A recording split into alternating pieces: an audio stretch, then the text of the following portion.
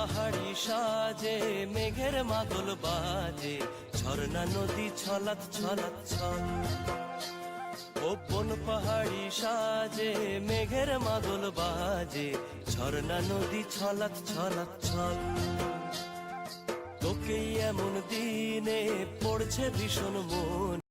ভাগ্যের কি পরিহাস, পুরী যাওয়ার জন্য ব্যাগ গোছানোর কথা, সেখানে হসপিটালে যাওয়ার জন্য ব্যাগ গোছাচ্ছি। নমস্কার, অসীমা ফ্যামিলিতে আপনাদের স্বাগত জানাই। চলুন, আপনারা তো সব জানেন, আগের ভিডিওগুলোতে বলেছি যে আমার গল ব্লাডার স্টোন অপারেশন হবে। সেই জন্য আজকে এই যে 10 তারিখ মঙ্গলবার ব্যাগ গোছানো চলছে। ওখানে তো ফোন অ্যালাউ নেই, তাই মেয়েকে বলেছিলাম, ও 4টের গল্পের বই আমাকে দিয়েছে যে সময় কাটানোর জন্য। এতগুলো নেব না, তাই আমি বললাম এতগুলো দিয়েছিস, আমি কখন পড়বো। তো এই যে ব্যাগ গোছাবো, আর এদিকে আমার হাজব্যান্ড রান্নাবান্না সব সেরে নিয়েছে। যেহেতু কত সময় লাগবে তার তো ঠিক নেই, তো রান্নাবান্না করেই যাচ্ছে। আর আজকে রান্নার কালারটা দেখে মানে জিভে জল চলে আসছে, কিন্তু ভাগ্যক্রমে খেতে পারবো না, কারণ ভর্তি হব, সেই জন্য খেতে পারবো না। কিন্তু ভুলটা ওখানেই হয়েছে যে গিয়ে আমরা দেখলাম যে খেয়ে গেলেই ভালো হতো, এত সুন্দর রান্না করেছে। এই মাছের মাথা দিয়ে পুঁই শাক আর আলু পটল দিয়ে মাছের মানে ঝোল আর যাই বলুন করেছে, খুব সুন্দর। মানে যখন রান্না করছিল ঘর একদম মমো করছিল। বাকি কাজগুলো আমি গুছিয়ে নিয়েছিলাম। তো মেয়ে বলল আমি স্কুলে যাব না, তো আমি বললাম বাড়িতে থাকলে তোর খারাপ লাগবে, তুই চলে যা। আর ছেলে এই যে স্কুল থেকে চলে এসেছে, কারণ আমার মা আর দাদা এখনও এসে পৌঁছোয়নি, কারণ ওরা বাড়ি থেকে আসছে বলতে আজকে রন্ধন ষষ্ঠী, ও তাই রন্ধন পুজো করে তারপরে আসবে। তো আমি বললাম আজকে তো ভর্তি হচ্ছে, আজকে তো অপারেশন হবে না, তো তোমরা ধীরে সুস্থেই আসো। তো ওরা আসছে, বাড়িতে কেউ থাকবে না, মেয়ে একা থাকা মানে ওর মনটা খারাপ লাগবে। তাই বললাম তুই স্কুলে চলে যা, আর যখন দিদু এসে যাবে তখন একদিন যাবি, না না যাবি, বলতে ও রাজি হয়ে গেছে। তাই ও খেয়ে যাবে না, এক গাল ভাত দিলাম যে খেয়ে যা। আর এখানে সব লিখে দিয়েছিল কি কি নিয়ে যেতে হবে, তাই সেই মতো ব্যাগ গুছিয়ে নিচ্ছি। মনটা ভীষণ খারাপ লাগছে। আর বলছি যে পুরী যাওয়ার জন্য ব্যাগ গোছানোর কথা, সেখানে হসপিটালে যাওয়ার জন্য ব্যাগ গোছাচ্ছি। কারণ আগের দিন সোমবার ছিল, সেদিন পুরী যাওয়ার ডেট ছিল 9 তারিখ। তো সেদিন মনটা খুব খারাপও লাগছিল। আবার একদিকে ভাবলাম যে না, ওখানে গিয়ে অসুস্থ হব না তার তো কোনো কেউ গ্যারেন্টি দিতে পারবে না।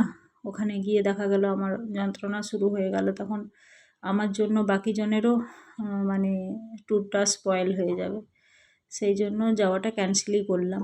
আর অনেক বড় পাথর আছে, ডাক্তারবাবু বারবার বলছে, 2-3 জায়গায় আরও রিপোর্ট দেখিয়েছি, সব জায়গায় একই বলেছে, যত তাড়াতাড়ি পারবেন অপারেশন করে নিন। তো লাকিলি আমার এত তাড়াতাড়ি ডেট পেয়ে গেলাম, আমি তো ভাবতে পারিনি, কারণ অনেকের অনেক দিন পর ডেট পায়। তো আমার ডেট পেয়ে গেছি। তারপরে আমি ভাবলাম যে যখন করতেই হবে তখন লেট করে লাভ কি।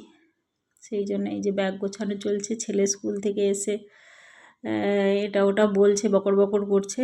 তাই আমি বললাম তুই জামা প্যান্ট ছেড়ে নে, ছেড়ে নিয়ে চল, ওকেও নিয়ে যাব। তারপরে আমাকে ভর্তি করে চলে আসবে, ওর বাবার সঙ্গেও চলে আসবে।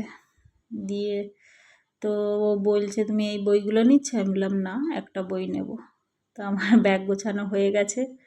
আর ওইদিকে ওর বাবা পুজো করে চান টান করছে। তো আমি এবারে নিজেও রেডি হয়ে যাব। মেয়ে তো অলরেডি রেডি হয়ে গেছে।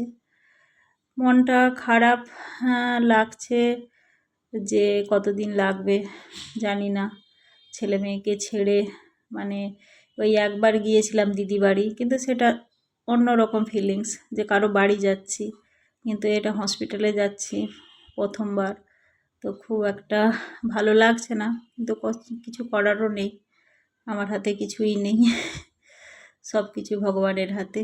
তাই যে রিপোর্টটাও নিয়ে নিলাম, সব কিছু গুছিয়ে দেখে নিলাম যে সব কিছু নিয়েছি কিনা, কারণ ওখানে সামনাসামনি দোকানদানিও কিছু নেই।